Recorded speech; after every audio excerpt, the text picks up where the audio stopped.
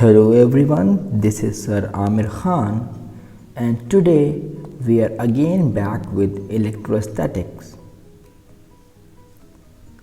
This hopefully will be the last video in electrostatics, and in this video we will deal with combination of capacitors which will include series and parallel combinations. Then we will deal with energy stored in a charged capacitor, energy density, and redistribution of charges and energy loss when capacitors are connected in parallel. So without wasting much time, let us start with combination of capacitors. First of all, we start from series combination. We basically know that two or more circuit components are said to be in series when they are connected end to end. As we can see here, the C1, C2 and C3 are connected end to end, which means where C1 ends, C2 starts, and where C2 ends, C3 starts, and so on, end to end. We are considering three capacitors C1, C2 and C3 connected in series across a potential V. The potential across C1 is V1, C2 is V2 and C3 is V3. If plus Q and minus Q charges are induced on the left and right plate of each capacitor in series, because in series what happens, the current is same, and current basically is charge per unit time. That means charge in each capacitor is same. So I am considering plus Q and minus Q as the charges on each capacitor. So basically we know in series V equals V1 plus V2 plus V3. Now you can have from tomorrow, if you remember, C is equal to Q by V. So from here you can have V equals to Q by C. Now V equals to Q by C, V1 equals to Q by C1 and V2 equals to Q by C2 and V3 equals to Q by C3. If I put all these values in this equation, I get Q by C is equal to Q by C1 plus Q by C2 plus Q by C3. Taking out Q common, we get Q upon C is equal to Q into 1 upon C1 plus 1 upon C2 plus 1 upon C3. Q cancels out. I am left with 1 upon C equals 1 upon C1 plus 1 upon C2 plus 1 upon C3. So this is our capacitance for series when we have three capacitors in series combination. If we have n capacitors, we will just keep on adding up to 1 upon Cn, or I can also write it in summation as 1 upon C equals to summation I equals to 1 to n of 1 upon Ci. Then we move on to parallel combination. Two or more capacitors are said to be in parallel when they are connected across the same common terminals. See that you have two common points. We know that in series the potential is same across each capacitor, but the current changes, which means the charge in each capacitor is different. So here I am considering Q1 charge in capacitor C1, Q2 charge in capacitor C2 and Q3 charge in capacitor C3. So we know that in parallel combination total charge Q is equal to Q1 plus Q2 plus Q3.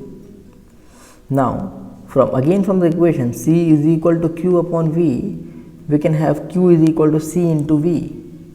So Q becomes C into V, Q1 becomes C1 into V, Q2 becomes C2 into V and Q3 becomes C3 into V. Putting all these in this equation, we get CV is equal to C1V plus C2V plus C3V. Taking V common, we get Cv is equal to C1 plus C2 plus C3 into V, or when V cancels out, we get C equals to C1 plus C2 plus C3.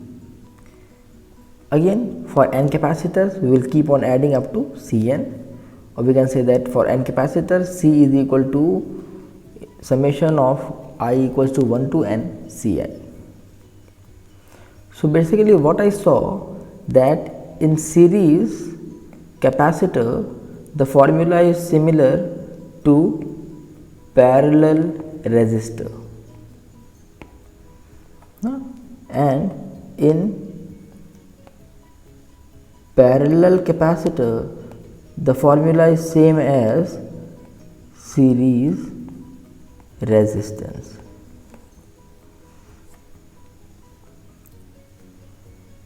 Now we move on to energy stored in a charged capacitor. I am considering that I have a charger and we have two plates which form a capacitor. This charger is used to charge the plates or capacitor. Basically, charger does not do much but just takes the charges from one of them and send it to the other one.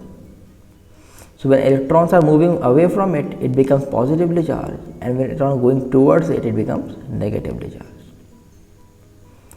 So at any instant of charging, there is a potential difference between the plates of the capacitor. You can see that it is positive potential, this is at negative potential. There will be a potential difference. Therefore, to transfer charges, work must be done. Some work has to be done to move it from here to here.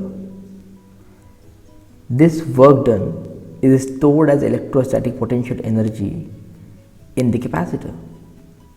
Now, let charge Q, I am considering charge Q, be on the capacitor. Then we have potential is equal to Q upon C. And if I have to give an extra charge dq to it, if an extra charge dq is transferred to capacitor, then the work done dw, which is equal to potential energy, is equal to V into dq, becomes V is Q by C, so Q by C into dq. This is question number 1. Then total energy is stored in the capacitor. I have to find U, becomes the integration of du. Integral of du becomes integral of Q upon C dq, and the limit here is from 0 to Q. 0 is the minimum limit and capital Q is the maximum limit. So I get it like C is constant, send it out, 1 upon C integration of Q dq from 0 to capital Q, or your potential energy becomes 1 upon C integral of Q dq is like integration of Q dq can be said to be Q to the power 1 plus 1 upon 1 plus 1, or Q square upon 2. So it becomes Q square upon 2 from 0 to capital Q. Now I am having it as an upper limit minus lower limit, so it becomes 1 upon C Q square minus 0 square upon 2. Or it becomes 1 by 2 Q square upon C. Now if you remember, this is one of the equations. Now if you remember, Q equal to C into V, putting it here, I get half C square V square upon C, C as C cancels out, and will be half CV square. Also C is equal to Q by V, putting it here we get U equals to half Q by V into V square, V cancels out, I am left with QV, half QV. Next up we have energy density. If you remember, density was defined as mass per unit volume of a body. Similarly, energy density is defined as the amount of energy stored in a given system per unit volume. The SI unit of energy density is joule per meter cube, where joule is for energy and meter cube is for volume. To find the energy density, we start from U is equal to half CV square. Also we know that C is equal to epsilon naught A upon D for parallel plate capacitor, and V is equal to ED. We have studied this also. If I put both of them here, I get U is equal to half epsilon naught A by D into ED whole square, or I get half epsilon naught A D let me have it like, we get half epsilon naught A by D into E square into D square, and this D cancels out. So what is left with me is U is equal to half epsilon naught A into D into E square. Now the energy density can be given by energy stored upon volume. So the energy stored is half epsilon naught A into D into E square upon volume can be written as A into D, area into length, suppose area into length is volume. So AD into AD cancels out, this AD cancels out, and I am left with energy density is equal to half epsilon naught E square. So from here we get two formulas, one for energy and the other for energy density. Next up we have redistribution of charges and energy loss when capacitors are connected in parallel.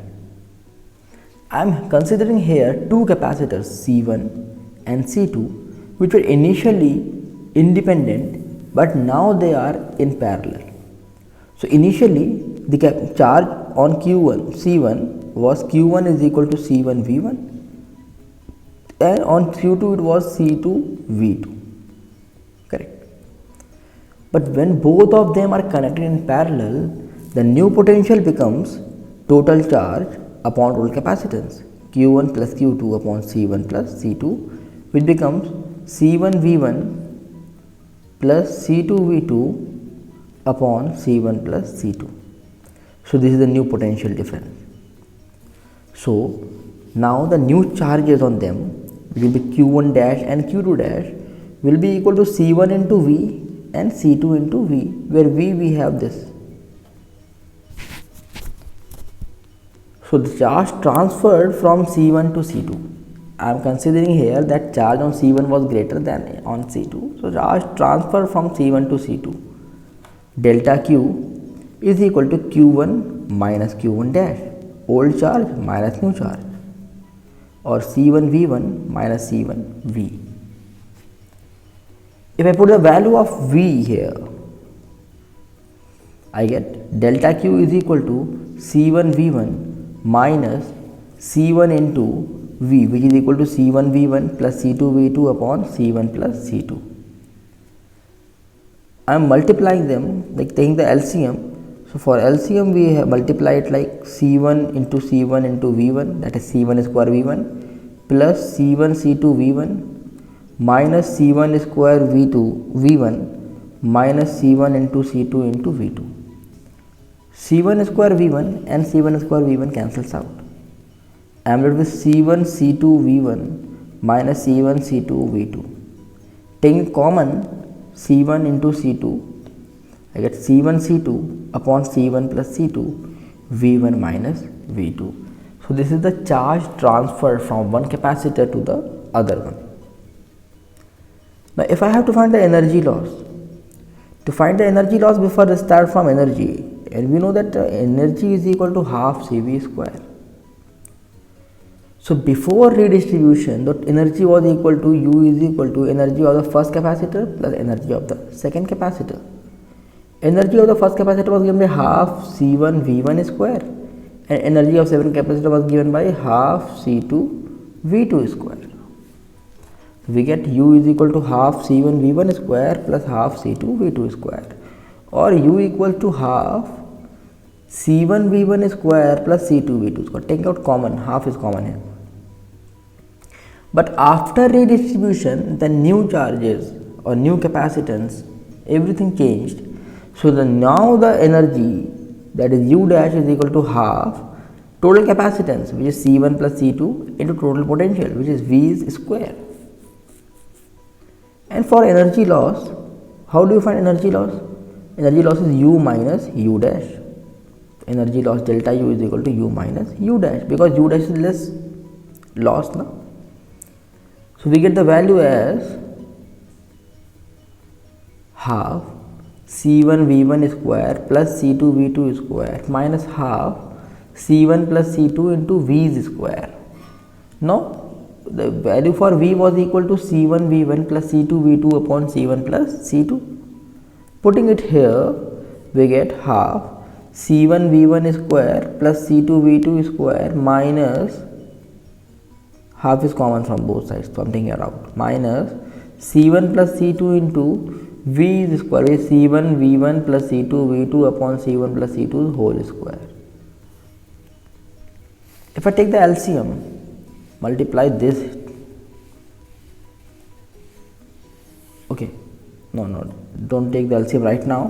What we now do, we just open this bracket and I am left with half C1 V1 square plus C2 V2 square minus C1 plus C2 here into this A plus B's whole square. So C1 V1 square plus C2 V2 square, sorry, C1 square V1 square plus C2 square V2 square plus 2C1 V1 C2 V2 or 2C1 C2 V1 V2 whatever upon C1 plus C2's whole square.